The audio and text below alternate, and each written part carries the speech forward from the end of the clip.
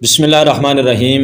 محترم ناظرین، آج کی اس ویڈیو میں اذان کا آغاز اور اس کی مکمل تاریخ مستند احادیث مبارکہ کے حوالے سے بیان کی جائیں گی، لہٰذا اس ویڈیو کو آخر تک دیکھیے۔ ویڈیو شروع کرنے سے پہلے چھوٹی سی گزارش ہے کہ اگر آپ اسی طرح کی اسلامی ویڈیوز دیکھنا پسند کرتے ہیں تو اس چینل کو سبسکرائب کر دیں۔ ناظرین، رسول اللہ صلی اللہ تعالیٰ علیہ وآلہ وسلم اور صحابہ کرام علیہم الرضوان مکہ معظمہ سے ہجرت فرما کر مدینہ طیبہ تشریف لائے۔ نماز باجماعت ادا کرنے کے لیے مسجد بنائی گئی۔ رسول پاک صلی اللہ تعالیٰ علیہ وآلہ وسلم اور صحابہ کرام نے دیکھا کہ نماز باجماعت ادا کرنا مطلوب و مؤکد ہے۔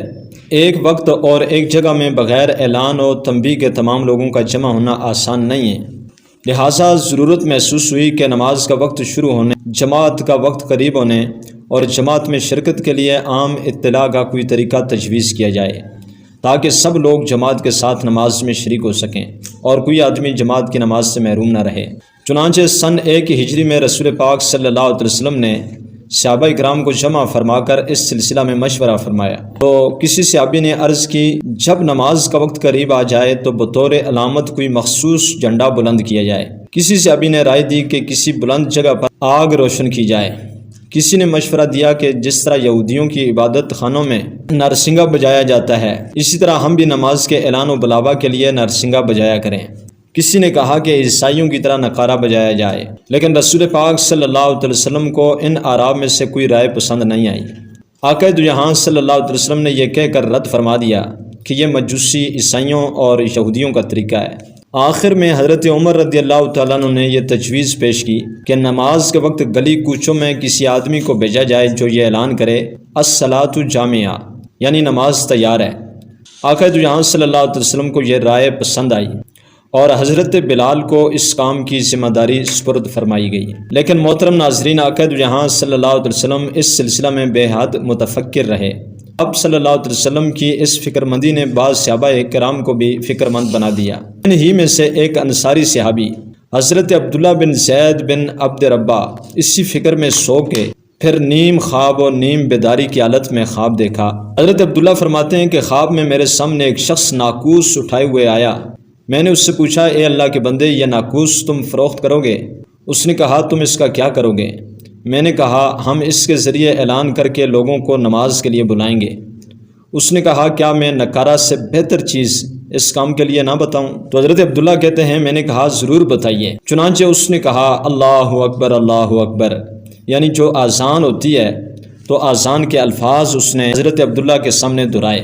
حضرت عبداللہ رضی اللہ تعالیٰ عنہ فرماتے ہیں، یہ پوری اذان بتانے کے بعد وہ شخص مجھ سے تھوڑی دور ہٹا۔ تھوڑے وقفے کے بعد کہا، جب نماز قائم کرو تو اقامت اس طرح کہو۔ پھر اس نے اقامت کا طریقہ بتایا۔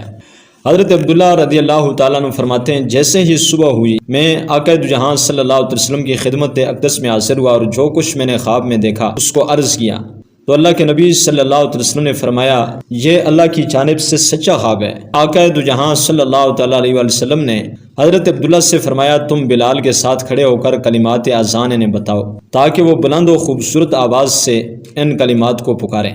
چونکہ اس وقت خواب دیکھنے والے حضرت عبداللہ بیمار تھے، اس لیے آقا دو جہاں صلی اللہ علیہ وسلم نے حضرت بلال کو اذان کا حکم دیا۔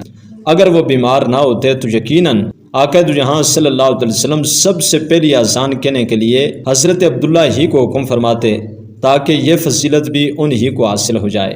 علماء نے لکھا ہے کہ حضرت بلال رضی اللہ تعالیٰ عنہ کو سب سے پہلی اذان دینے کی سعادت حاصل ہونے کی وجہ یہ ہے کہ جب حضرت بلال کو ایمان کی وجہ سے کفار مکہ اذیتیں اور تکلیفیں دیتے تھے تو حضرت بلال احد احد کہتے تھے، اس کے بدلے میں سب سے پہلی اذان دینے کی سعادت اللہ تعالیٰ نے حضرت بلال ہی کو نصیب فرمائی۔ سبحان اللہ۔